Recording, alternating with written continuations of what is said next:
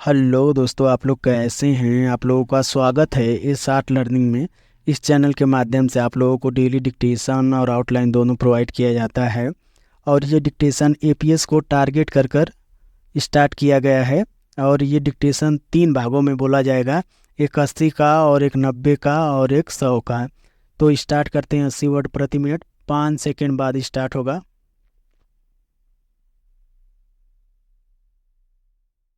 Start.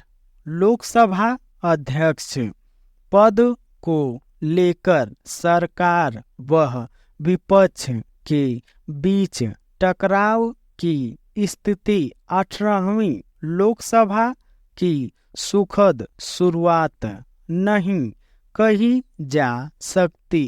सत्तारूढ़ राष्ट्रीय जनतांत्रिक गठबंधन राजग की ओर से पूर्व लोकसभा अध्यक्ष ओम बिरला और Indian national development inclusive alliance India की तरफ से के सुरेश के नामांकन दाखिल करने के साथ ही सर्वसम्मति से लोकसभा अध्यक्ष चुने जाने की एक स्वस्थ परंपरा के आगे सवाल खड़ा हो गया है। इंडिया ब्लॉक को शायद यह उम्मीद थी, बल्कि शिवसेना जैसा उसका घटक दल तो खुलकर बोल भी रहा था कि यदि टीडीपी के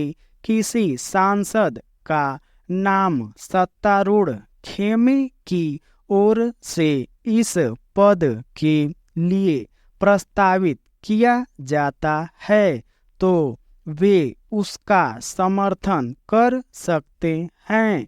पर जिस तरह पिछली सरकार के अहम चेहरों को नई सरकार में उनकी पुरानी भूमिका सौंपी गई, उसे देखते हुए यह लगने लगा था कि ओम बिरला का नाम ही फिर लोकसभाध्यक्ष पद के लिए आगे किया जाएगा।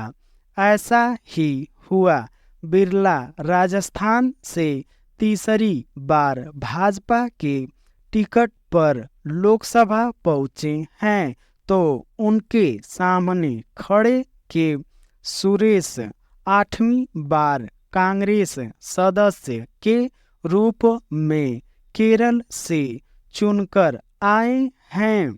इसमें कोई दो राय नहीं कि 18वीं लोकसभा के अंकगणित ने विपक्ष को भरपूर हौसला दिया है। पिछले 2 सदनों में 2 आधिकारिक रूप से कोई नेता प्रतिपक्ष ही नहीं था। यहाँ तक कि पिछली लोकसभा बिना उपाध्यक्ष पद के खत्म हो गई। लगभग हर सत्र में विपक्ष इस पद पर नियुक्ति की मांग करता रहा, पर उसकी मांगे अनसुनी कर दी गई। मगर इस बार विपक्ष के तेवर से साफ लगता है कि वह सत्ता पक्ष के आगे चुनौती पेश करता रहेगा, मगर इस दाव पेच में अच्छी लोकतांत्रिक परंपराओं की अवहेलना नहीं होनी चाहिए। सत्ता पक्ष और विपक्ष को यह नहीं भूलना चाहिए कि भारत का संसदीय लोकतंत्र तभी सुरखरू होगा जब पिछले 7.5 दशकों में हमने जो स्वस्थ परंपराएं विकसित की और उनको मजबूती दी जाए, बल्कि हमारी संसद अपने कृत्यों से व्यापक भारतीय समाज को सामंजस्य या समावेशिता का पाठ पढ़ाए। निस्संदेह लोकसभाध्यक्ष या विधानसभाध्यक्ष का पद काफी अहम होता है और इस मौका परस्त दौर में कोई भी सत्तारूढ़ पार्टी, खासकर जिसके पास अपने तय सदन में बहुमत न हो, कभी नहीं चाहेगी कि किसी अन्य दल का सदस्य इस पद पर आरूढ़ हो जाए। हाल के वर्षों में विभिन्न विधानसभाध्यक्षों की भूमिका जिस कदर संदिग्ध दिखी और बार बार उनके फैसले जिस तरह शीर्ष अदालत में पहुँचे, ऐसे में स्वाभाविक है कि भाजपा कोई भी जोखिम नहीं मोल लेना चाहती, मगर किसी भी सत्तारूढ़ दल की ऐसी मजबूरी अपने आप में हमारी वर्तमान राजनीति पर एक कटु टिप्पणी है, क्योंकि हमारे पास कई अच्छी मिसालें हैं। हम याद कर सकते हैं कि चौथी लोकसभा के अध्यक्ष पद पर निर्वाचित होते ही नीलम संजीव रेड्डी ने किस तरह कांग्रेस पार्टी से इस्तीफा दे दिया था, या मनमोहन सिंह सरकार के पहले कार्यकाल में लोकसभा अध्यक्ष सोमनाथ चटर्जी ने अपनी पार्टी के सियासी रुख के विपरीत अपना संवैधानिक दायित्व निभाया था। पहले भी जीएमसी, बालयोगी, मनोहर जोशी जैसे लोकसभाध्यक्ष सबसे बड़ी पार्टी के नुमाइंदे नहीं थे। इस आम चुनाव के भारतीय राजनीति के कई समीकरणों को बदला है, इसलिए चुनौती अब दोनों पक्षों के आगे है कि वे जनता की नज़रों में अपने अपने कदमों का औचित्य किस तरह साबित करेंगे। ये डिक्टेशन 80 वर्ड प्रति मिनट समाप्त हुआ। अब स्टार्ट होगा 90 वर्ड प्रति मिनट 5 सेकंड बाद। स्टार्ट।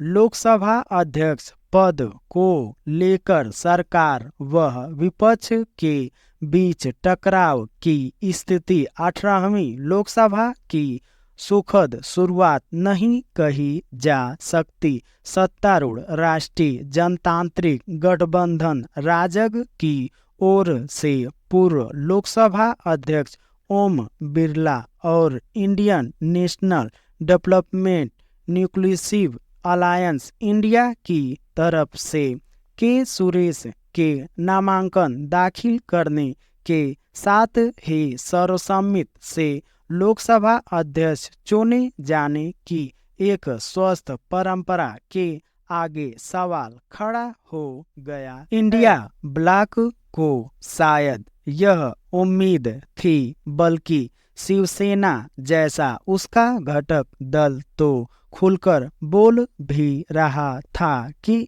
यदि टीडीपी के किसी सांसद का नाम सत्तारूढ़ खेमे की ओर से इस पद के लिए प्रस्तावित किया जाता है तो वे उसका समर्थन कर सकते हैं, पर जिस तरह पिछली सरकार के अहम चेहरों को नई सरकार में उनकी पुरानी भूमिका सौंपी गई, उसे देखते हुए यह लगने लगा था कि ओम बिरला का नाम ही फिर लोकसभाध्यक्ष पद के लिए आगे किया जाएगा। ऐसा ही हुआ। बिरला राजस्थान से तीसरी बार भाजपा के टिकट पर लोकसभा पहुंचे हैं, तो उनके सामने खड़े के सुरेश 8वीं बार कांग्रेस सदस्य के रूप में केरल से चुनकर आए हैं। इसमें कोई दो राय नहीं कि 18वीं लोकसभा के अंगणित ने विपक्ष को भरपूर हौसला दिया है। पिछले 2 सदनों में तो आधिकारिक रूप से कोई नेता प्रतिपक्ष ही नहीं था।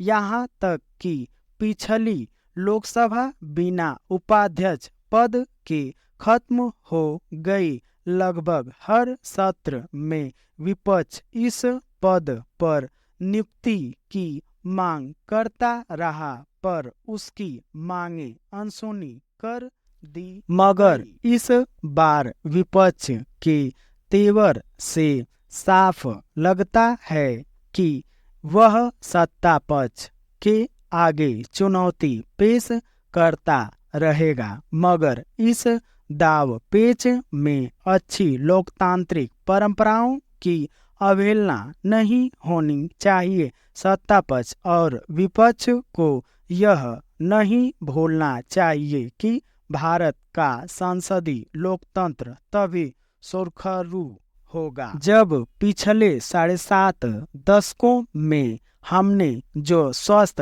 परंपराएं विकसित की हैं उनको और मजबूती दी जाए, बल्कि हमारी संसद अपनी कृत्यों से व्यापक भारतीय समाज को सामंजस्य व समावेशिता का पाठ पढ़ाए। निस्संदेह लोकसभाध्यक्ष या विधानसभाध्यक्ष का पद काफी अहम होता है और इस मौकाप्रस्त दौर में कोई भी सत्तारूढ़ पार्टी, खासकर जिसके पास अपने तय सदन में बहुमत न हो, कभी नहीं चाहेगी कि किसी अन्य दल का सदस्य इस पद पर आरूढ़ हो जाए। हाल के वर्षों में विभिन्न विधानसभाध्यक्षों की भूमिका जिस कदर संदिग्ध दिखी और बार बार उनके फैसले जिस तरह शीर्ष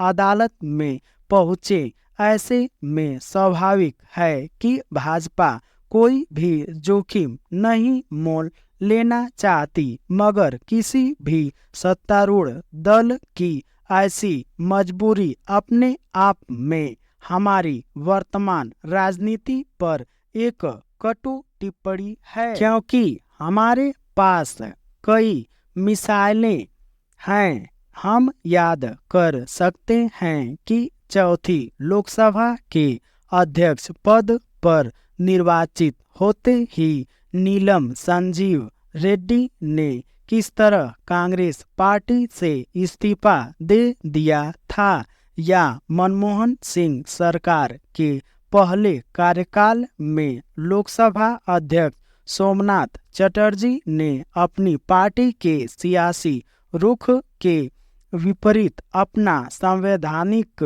दायित्व निभाया था। पहले भी जीएमसी बालयोगी मनोहर जोशी जैसे लोकसभा अध्यक्ष सबसे बड़ी पार्टी के नुमाइंदे नहीं थे। इस आम चुनाव ने भारतीय राजनीति के कई समीकरणों को बदला है, इसलिए चुनौती अब दोनों पक्षों के आगे है कि वे जनता की नज़रों में अपने अपने कदमों का औचित्य किस तरह साबित करेंगे। ये डिक्टेशन 90 वर्ड प्रति मिनट समाप्त हुआ। अब स्टार्ट होगा 100 वर्ड प्रति मिनट 5 सेकंड बाद। स्टार्ट। लोकसभा अध्यक्ष पद को लेकर सरकार व विपक्ष के बीच टकराव की स्थिति 18वीं लोकसभा की सुखद शुरुआत नहीं कही जा सकती। सत्तारूढ़ राष्ट्रीय जनतांत्रिक गठबंधन राजग की ओर से पूर्व लोकसभा अध्यक्ष ओम बिरला और Indian national development inclusive alliance India की तरफ से के सुरेश के नामांकन दाखिल करने के साथ ही सर्वसम्मति से लोकसभा अध्यक्ष चुने जाने की एक स्वस्थ परंपरा के आगे सवाल खड़ा हो गया है। इंडिया ब्लॉक को शायद यह उम्मीद थी, बल्कि शिवसेना जैसा उसका घटक दल तो खुलकर बोल भी रहा था कि यदि टीडीपी के किसी सांसद का नाम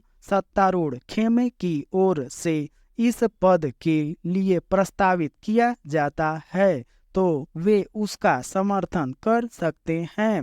पर जिस तरह पिछली सरकार के अहम चेहरों को नई सरकार में उसकी पुरानी भूमिका सौंपी गई, उसे देखते हुए यह लगने लगा था कि ओम बिरला का नाम ही फिर लोकसभाध्यक्ष पद के लिए आगे किया जाएगा।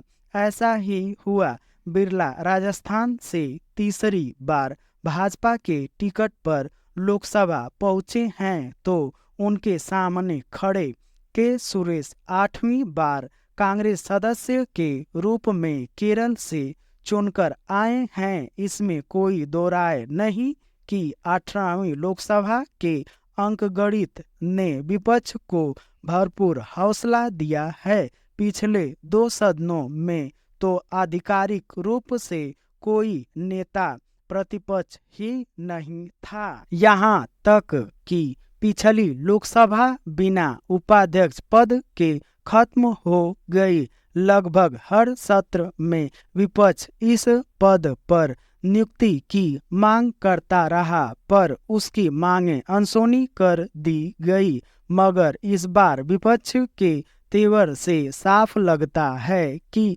वह सत्ता पक्ष के आगे चुनौती पेश करता रहेगा, मगर इस दांवपेच में अच्छी लोकतांत्रिक परंपराओं की अवहेलना नहीं होनी चाहिए। सत्ता पक्ष और विपक्ष को यह नहीं भूलना चाहिए कि भारत का संसदीय लोकतंत्र तभी सुरखरू होगा जब पिछले 7.5 दशकों में हमने जो स्वस्थ परंपराएं विकसित की हैं उनको और मजबूती दी जाए, बल्कि हमारी संसद अपने कृत्यों से व्यापक भारतीय समाज को सामंजस्य व समावेशिता का पाठ पढ़ाए।